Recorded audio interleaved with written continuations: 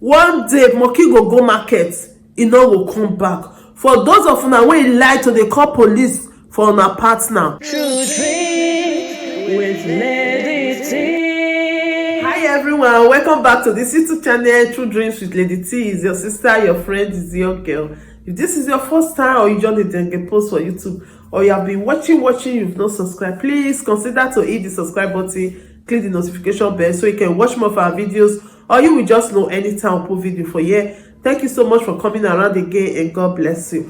So today matter, I want to talk about one of our sister. This our sister, she born twins, and these twins, it can't be like say social people, they want try to package these twins for her hand, and she did Genova, and many people when they Genova, they go really know this lady. I don't know why Genova like to they take people children, because the other twins we have talked about last year, now Genova too, and this one too, now Genova. I don't know why they be like that. I get her voice record here. I go still play her voice record when she still talk. But before I play her voice record, I just want to talk how the story starts. The story be say, you see, this our sister. She dey Libya. She say when she dey Libya, she can't come across this Ghana man. It be like say Ghana people, they like to the our Nigerian ladies, they born twins well for Ghana, because that one we are talking about last year. Now Ghana man, now he born that twins for, and this one now still Ghana man. It be like say Nigeria and Ghana, the be like say they shuku shuku. It be like say now so twins then they come out for inside. Because I went to just they notice, you know, this one is still Ghana too. According to this our sister, he say when he dey Libya, he see this guy, they talk to each other, the guy talk to her.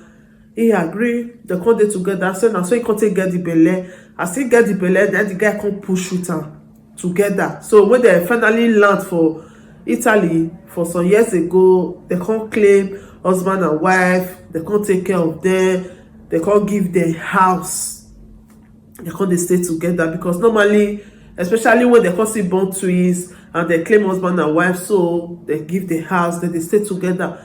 He says so as they stay together, not knowing that the Ghana man, according to what this our sister talk, he say he get woman for Italy already. The woman they Libya together, so he can push the woman, say okay, make the woman they come, and so the woman take enter Italy. Then he can say he go come join the woman. Okay, he go come join the woman. He can see our Nigeria sister for there, and so he say Kolobi, our Nigeria sister. That one, he can't give that one belle. Two of them can't come with pregnancy. And meanwhile, this same Ghana man, he get pikin and woman for Ghana. This our sister say, you don't know now. What she tell me now? Come here, come talk. I don't know whether the story go change later, but now what she tell me? I come here, come talk, my people. You understand what they try to talk? Many people will understand me. Okay. He says so. As they stay together, being now say. He don't push woman, come here. The woman they worry her. You know, come. If they wait for you, you need to come. The woman they worry the Ghana man for one corner. Then the way they has to wait get pikin. That one they worry her for another corner, because he need to send money to that one where he go take care of a pikin for house. So that they worry her, and this our sister. He not come like the way the thing they play. When we say he believes say I don't know whether this Ghana brother tell her the truth about these two other women. I don't know whether he tell her, but she say she don't know, and it can't be like say when she can't know, the man he can't get to know because of the situation for house, and he not call they like her, because it can't be like say monkey they walk, bamboo they chop, you know. So he not call like the situation. The thing called they cause quarrel for them for house. That they quarrel. Before you know it, they happen. She says she can't call police. Now for year now start to they play a voice record. Then I'll come tell you now. Wait till I get to talk for this matter. I really need your help, because we are they're giving for 96 months to come out. And then put me call the community. I said they won't help me, they won't give me work. At the end of the day, they don't give me work. I think I say I never need this speaking for now. So that one I go for Liti. That one a mistake. Liti. So can women they're good, but depend on the man, because so can men they get calls for their house. And you obviously, if the woman obviously you enter the game, you don't know what they happen. You just go put your head. Now you go face the problem. That's what I face for this one. I face life and death. And where are they? If not be saying I God Lady T, I for don't match. I born twins. I mean, I bet my life with them. Say I will never leave these kids for them. Either I leave these kids for them before I go die. Make the world hear my story before I go die. They try to inject me, they no fit. Maybe when they see the ones is help me, now see go, now they see carry me go hospital. Say I dey craze.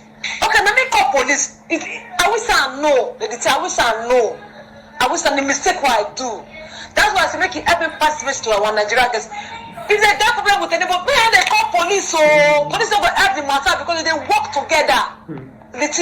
They work together, they work together. Okay, me I go call police. Okay, my husband would they fight me, would they fight? Because they say it was not easy with that man. It was not easy. Now life after death, I have to make the decision on my own to just free myself. That's why I go call police. I feel so as I go call police, I feel so life could settle my lie. I can't enter all now enter. See where they say keep people they want to see protect me. If you see me are there now, if you need it, I will send you all the picture of you are there. I be like in a graveyard every day.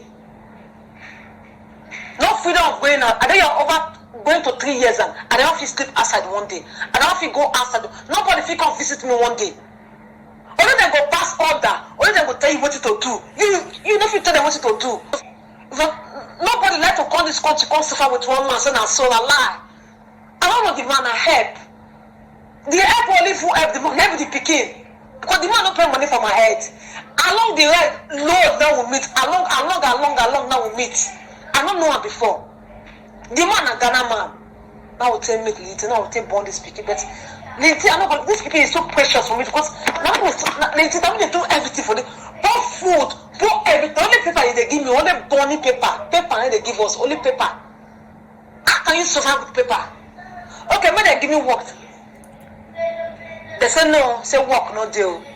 They don't get work to give me, man, go find work. I don't go lie, I don't find work on this town, I don't find work, I don't go tired for work. When my friends, they're coming for small work, now they do 50 hours, 60 hours, not till they survive. Okay, I know they work, but I can't give me for 9 to 3 months, because they don't kill me, they don't come find 1 or 2, because I know they're sick. Why you won't give me injection? Why you won't give me day packing? Lady T, before they bring me come here, you understand? I know they sick. Nothing do me. Only they carry me go hospital. When they carry me go hospital, as I say, let me go call police for the man. Okay, right? I do mistakes for me to go call police. I take my life this night. I do mistake for me to go call police. I can't go call police. I say the police will say, okay, they also carry me go hospital. When they carry me go hospital, I think they say, I know they sick. Nothing do me. One and I'm not going to check me and see if I'm sick. They say they won't know whether they won't collect drip, they won't collect this one, they won't collect. Okay, fine, they collect, but they do everything finish. Before I go look, they don't change my shirt. They can't give me blue shirt.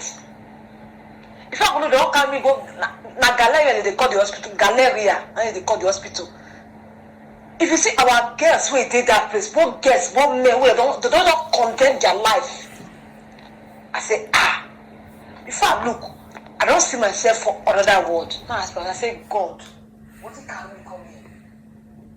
Also, I come meet my ex-classmates for them. In name now, as I say, I don't want to call the name. If I call the people, go. I don't want to call the name. Now, yeah, he say they come carry and go with this hospital where they talk now. That underground hospital where they go put people. Now they say you can see ex-classmates. He say many people full inside that hospital. Many people when people don't they find they full inside that hospital. Only black for there. Though they find person, don't say they don't see person or person lost so underground. You're the one that they keep people. And these people when they this underground, they know they use phone. Nothing. They there. If they don't open door for you, you know go fit comot. Now that place now they carry this woman go so make una dey hear.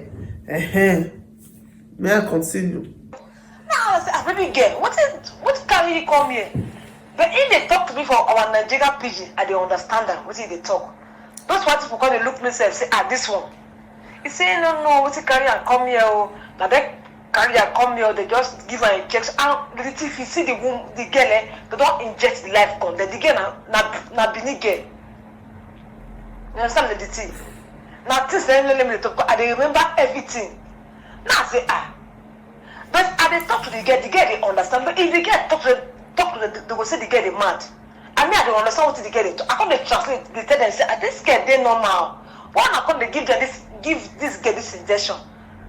As you tell that they say bless say myself I don't to date their tail because as they carry me go there, I said like 2 days. They say I don't go date the 3rd night. Now they discharge me. You know, I get the hospital, this way they're going for hospital. The hospital, this thing, how they call themselves. They give me hospital paper. Everything I take discharge, they give me the document, I get everything for hospital. They say, okay, may they put me for community. Based on say, I won't call police for this man, and this is not working fine for me and the man. Okay, may they put me for community. The thing, now the community now day. The same people they put for the community, the same police with them, they work together, they work together. I don't believe that so until I don't enter now and say, which kind of problem I come pour myself. Okay. Only they're going to try to inject me. Only they're going to try to give me day packing. Chronic day packing. Now as they say, are they sick? How you look me to be? Are they crazy? No, you said they go discuss with the man. The man they go tell them say if they crazy. They say, I don't know this man before. I don't know the man. Along now they meet along. I don't know if things go change like this. Because this is what our white people, they feel our black girls is the man. And now then they inject our black girls with me the man. Our black girls are the mad though. Now frustration of this men. If you take some men they get caught for their house. So we say their family don't feel settled. But you the innocent girl who say you don't know. You go put and then you go take your ethical and and suffer. Okay, now they're going to give you for 96 months to come out. I know they work. So really say I really need your advice. I really need your advice because we are there, so I know they work. Now small work and they go there. Come from small work until they manage my life for this speaking. You see, I tell them so I don't leave this speaking for now because it's what I did here for over 3 years. This people try to frustrate me. They try to inject me. They try to kill me. They try to do every kind of harm to me. They don't say I say my spirit, you pass their own. Because me, I tell them say spirit they pass spirit. Me, I tell them they say spirit they pass spirit. Instead of when I go kill me, let the world hear my story first. And this people were born. Nobody to help me. Me and that man will not separate for over 3 years now. Now they do everything for the picking the team. Since one day, I never sleep outside one day. Now they God they say ever for you until they suffer. I know they walk now, they God. You can't tell me say man, come on. Now as they say, now so the law be for year. But don't be so be the law. Are they mad? Why you won't give you by force madness? Say because they go discuss with him. No, say the man said get another Ghana woman say don't go for Nigeria. You get another one for you. 47 years old woman. Then that woman they with for us. I want to call the man. What I want call the man to? I said the man get caught. Now maybe the 3rd woman we born for the man. And I be the only smallest person we born for that man. The one for Ghana is still 30 years. The one for almost 40-something years. So see, I swear, I really need advice. I don't need advice. Because I get for 96 months to come out. For 96 months to come out. So before I talk to you this time, I'm confused. I want the media to hear my story. Just help me pass my message to the Nigeria. If they get problem with their husband, maybe they call police, so police don't go solve the matter because they work together. What our translator will translate for us, they work together. This is our Nigerian translator, then go tell them say, this one they mad. This one they mad. And they go believe what our translator they tell them. You understand solidity? The person will translate for me, I tell them say, tell them more. Say as you see me here, so I know the grace. If they send you come to come translate for me, say make it. Now you what they say, because you want to come kill me, tell them say a lie. Because I born twins, I suffer, I suffer. They cut on my belly. I stay hospital for 4 months. This man I want to plan to carry the pikin home, go give him man for Ghana. This man won't give me paper, say make I come sign. Now I say, what is the meaning of the paper? He say, for the pikin to come stay with, and I say, for what? Okay, give me the paper, go give somebody. Italian man will say, you know the meaning of the paper. When the man help me read the paper, this man say, if you don't give me the paper. Now man say the man don't go plan with the family. I I don't want to go carry pikin from my hand, go Ghana. Okay, who you want to give the pikin for Ghana? Thy mama. Now they 3 years where they so in the tea. They can't give me for now 6 months to come out. I won't go come out where I won't go.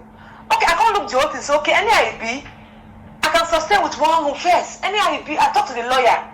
The lawyer said, okay, make a year from there first. If they will transfer me for another project, or they will find solution, me I'll find solution because I tell the lawyer I go find solution. I don't feel leave my pikin. I don't feel leave the pikin. I don't feel leave the pikin because I suffer for the way they small. I am mama, I am papa, and I will go straight not till they live. And I will go spirit not till they talk to you. They say I will never leave that kid for them. Let me say, make I talk to you this night. I may God bless you. Thank you so much. Pass this message to my fellow Nigerians. They say if they get problem with their husband, you don't need to call police because they work together. Both the police, both the assistant socialists, both all of them. The place where that community where they keep me, they don't inject our Nigerian girls die. No matter how they go to change the story. Now they say okay before I go die, ma pass the message to you first. Thank you, ma. May God bless you. I really want to make you help me. Just if you want any details, call me. I get the whole details with me. All from starting to end, I get the whole details. Thank you, ma. May God bless you. Okay, my people, I hope una hear wetin this our sister talk. How they take carry her go underground. You know, God will stand for this our sister be say God really stands for her. If not, she for not come out. She spent 3 days for there. Because the way she continue to communicate with that girl, they don't know say this one. You know, you see the kind big injection that they give them for them. Very big. You know, so it be like person hands. Injection that they give them for that place. And she come they pray. Now person when they prayerful, now be God will stand for her. Say if he come out for there. Many people don't go there, they don't feel come out. Well, we thank God for that. You see here when she tells her she make mistake when she use her hand to call security people. She for not just call them at all. What did she for just do? If for just find her, she go gain her life. You know, many people that say maybe if you call security people, they will come help you. Like for Africa now. If you not think say the security people won't get for Africa with the way they Europe now the same. Not be the same. The way they Europe, not expect say if they come carry your husband sit down, what's happen? They'll carry you sit down, what's happen? Oh yeah, man, I don't quarrel again. Okay, you do like this so, or you do like that. So they don't they do like that. When anything will make you call them, they go ask you what's happen, they'll write it down. You what's happen, they'll write it down. They don't carry the paper. Go court. Now court now go see una self. They go ask you, you want press charges. If that's a country, they go ask you want press charges. You go say no. If you say no, everything go ahead like that. But this country, they know they ask you if you want press charges. They work with assistant socially. Assistant socially then go come inside. They come say make assistant socially put eye for una body because una don dey get problem. And children dey the house because for this country they don't like house when children they say mama and papa go dey quarrel. They know they like them.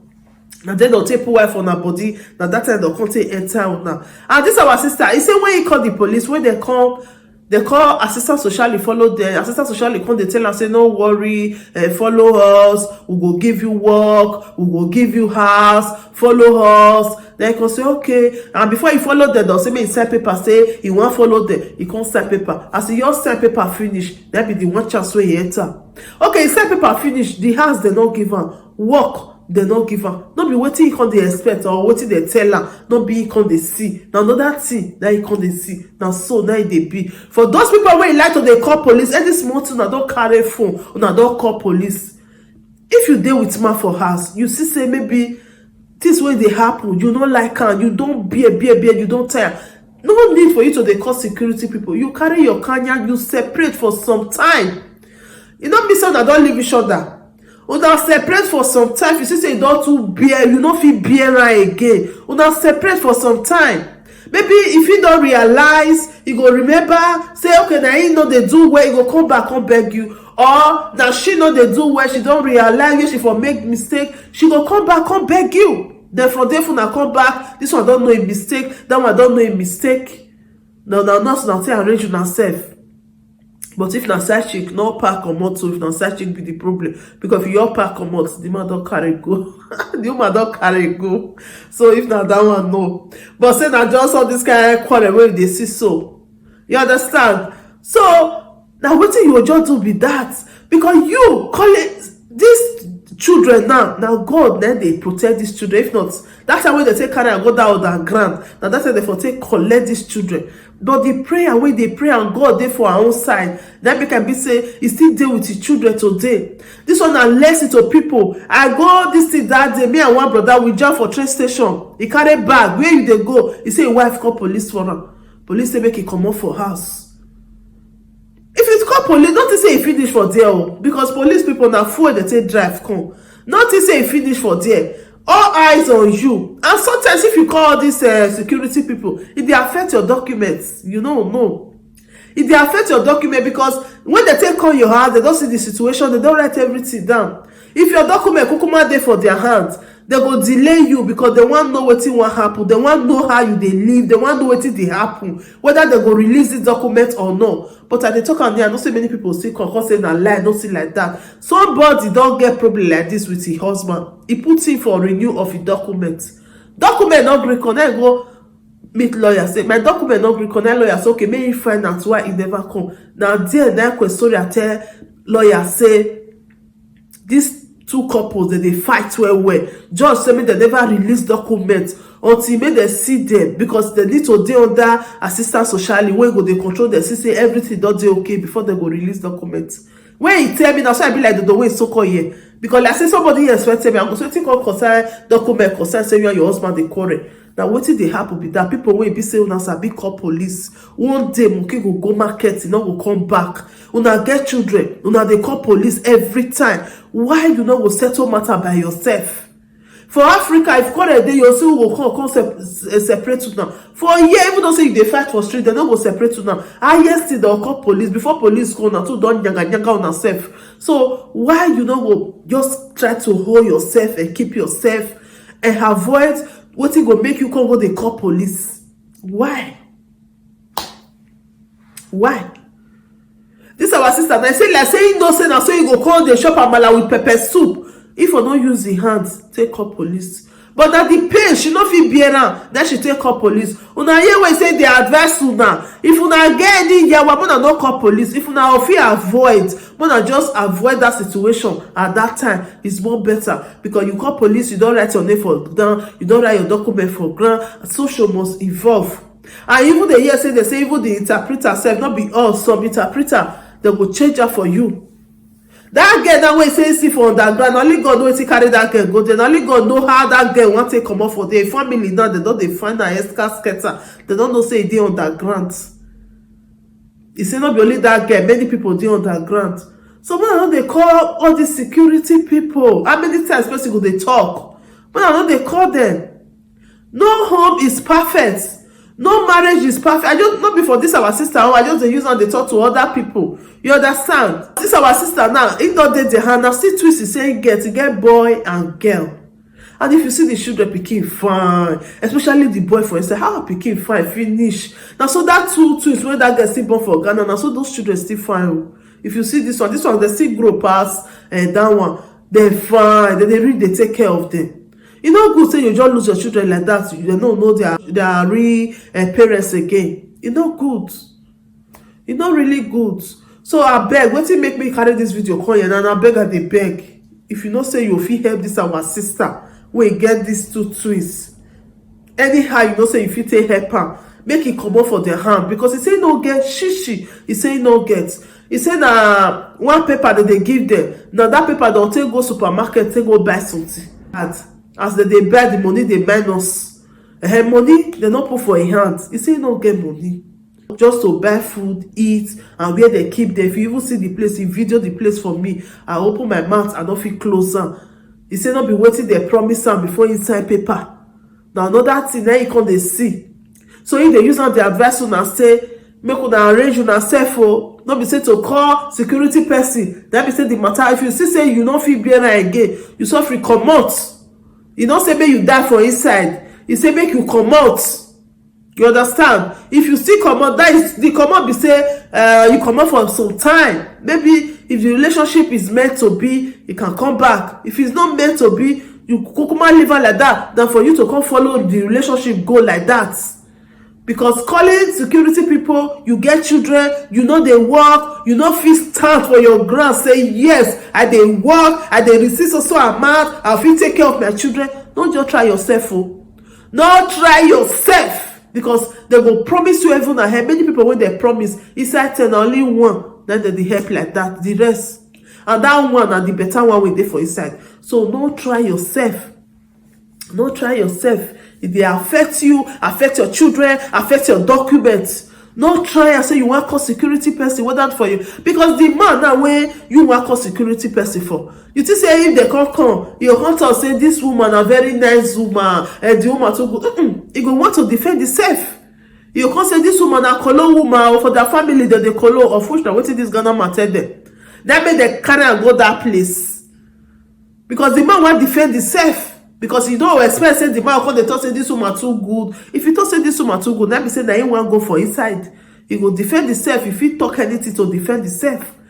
So what do you expect? So that make me dey beg everybody. Try to understand your partner.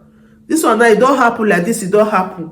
My precious people, my beautiful people. Now I beg. That will still beg una. I beg. Maybe because of these two twists again. Because that one now, they don't carry them. This one now, they never carry them, but a battle.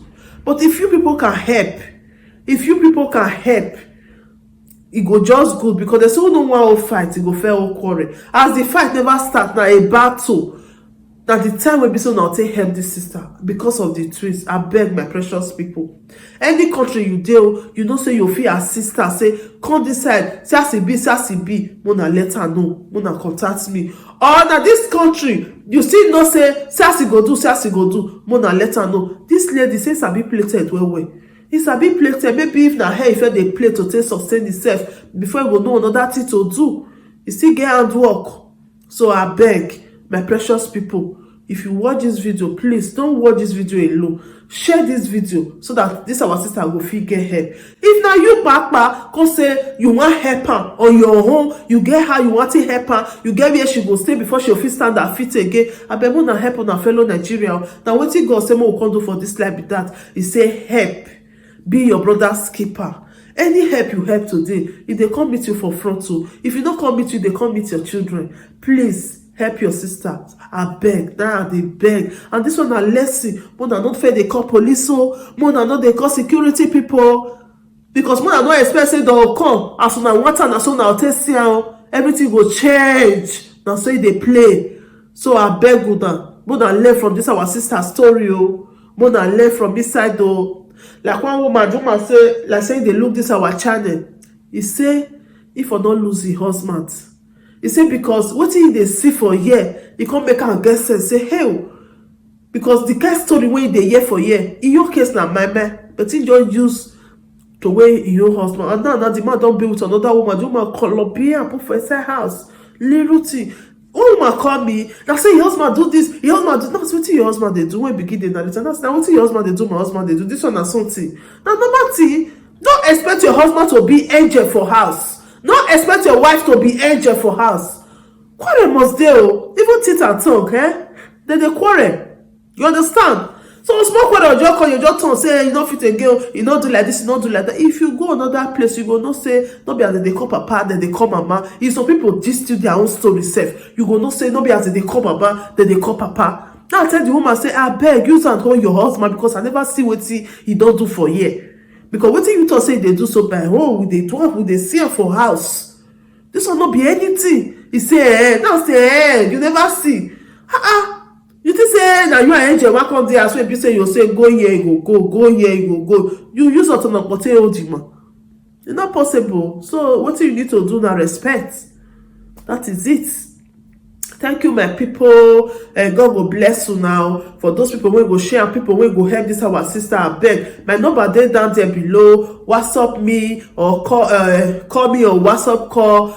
I go date there. I bet she really need them more than help this our sister. Before we consider they talk say they don't see carry two twins so, but not be their portion. They don't go carry even this our sister herself. He say make the word her voice before she go peme. Now say you no go peme, as you don carry am come here, you no go peme, nobody go hear your voice, dem no go collect your children for your hand. God go really direct your helper come for you. God no dey from heaven come help person, na person na e dey send. Abeg be that person, and God bless you. Thank you so much.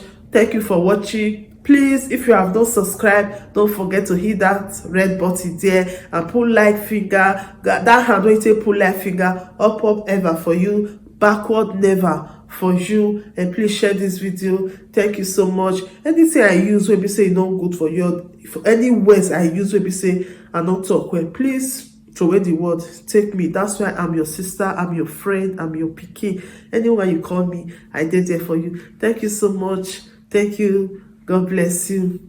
And if you want to join our Telegram group, store Telegram on your phone and message me, Lady T, I want to join, or add me. I will add you to the group so that you see they follow the shook mouth put for matter. Even this one, we will still go shook our mouth put for the Telegram group. Thank you so much. God bless you.